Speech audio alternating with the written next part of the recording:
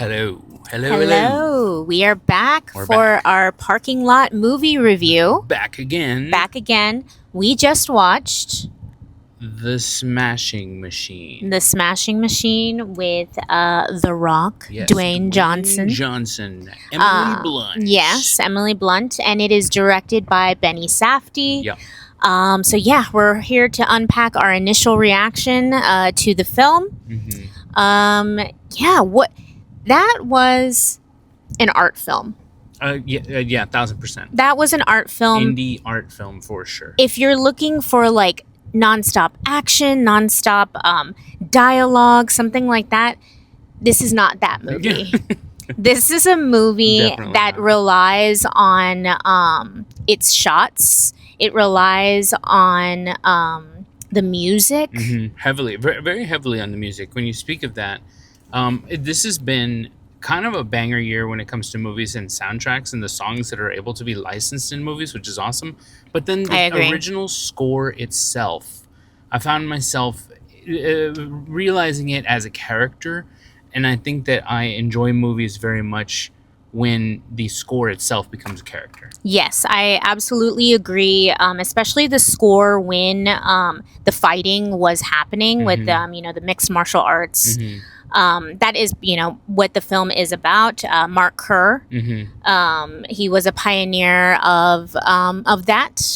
What we know of as UFC now. UFC now. Probably one of the unsung heroes of it. Even yes, we saw it with a combat sports fan. The person we went with, combat sports fan. We asked them, "Are you familiar with Mark Kerr?" And they said no. Yeah, and there was an emphasis in this around the underdogs and the underappreciated or the pioneers. Yes. When they had these fighting scenes, the score was like a tense jazz music. Yeah. It was fantastic, creating tension. So it did a really good job doing that. The shots. So from the opening scene, I would say the opening scene was so fascinating. It showed this juxtaposition of this like rawness of wrestling, and then also like Mark Kerr talking about his experiences and talking about how he feels in the ring. It was a great opening scene. Yeah, I would say amongst the better opening scenes in a movie that I've seen in a while. Yeah. When it comes to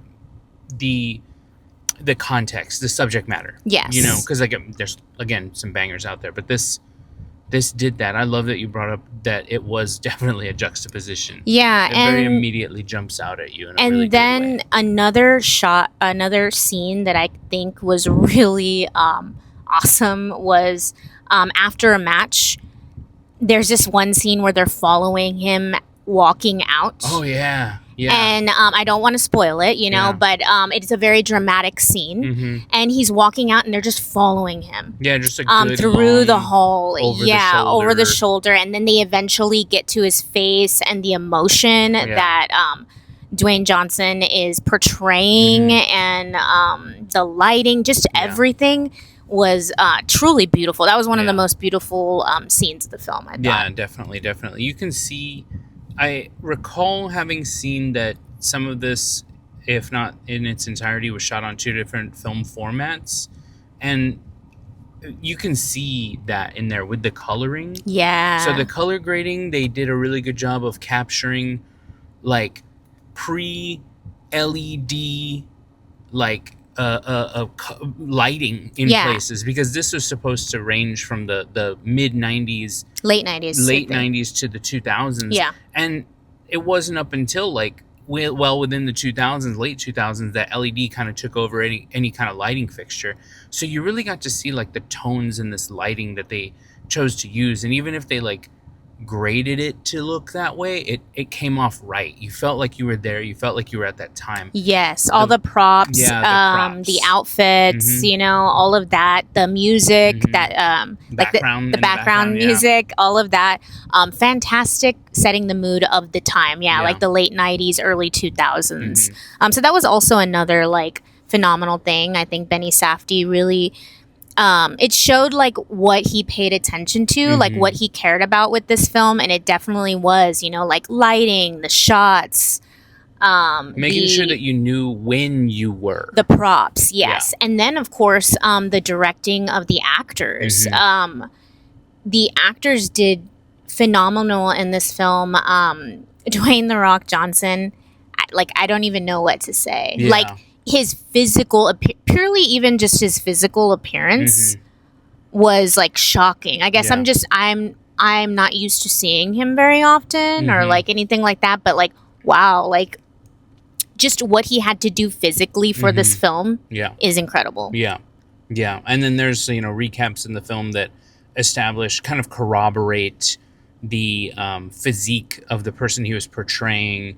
And it was very, I would say, very, very accurate. Yes. And that was a really important part to understand, because it shows a lot. It talks a lot about what people go through, the kind of sacrifices they themselves make because they feel as though they need to, versus realizing the sacrifices that you could make. Yeah. It's there's a good parallel in this film happening, and seeing it, you'll see it, but the parallel happening, it gives that perspective. We're seeing one perspective in this, and it's like the underdog. Yes. And then Emily Blunt, her vulnerability is great. Is great to see in the film. So that was kind of like my highlights of it. I do have some criticisms. Okay, you got some lowlights? I do. It's not so much lowlights. Overall, I think it was a great film. I do think it was really great because of all the points that we just made. Like what an underdog story. You're rooting for Mark Kerr's character. I just do kind of feel like the film could have done better with the whole.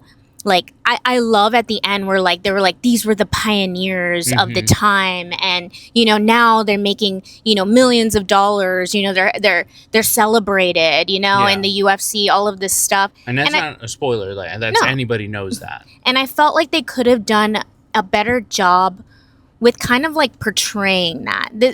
If that makes any sense. Like, I agree. I felt like it was very heavily a character study, like the person Mark Kerr was only in this very specific time as well.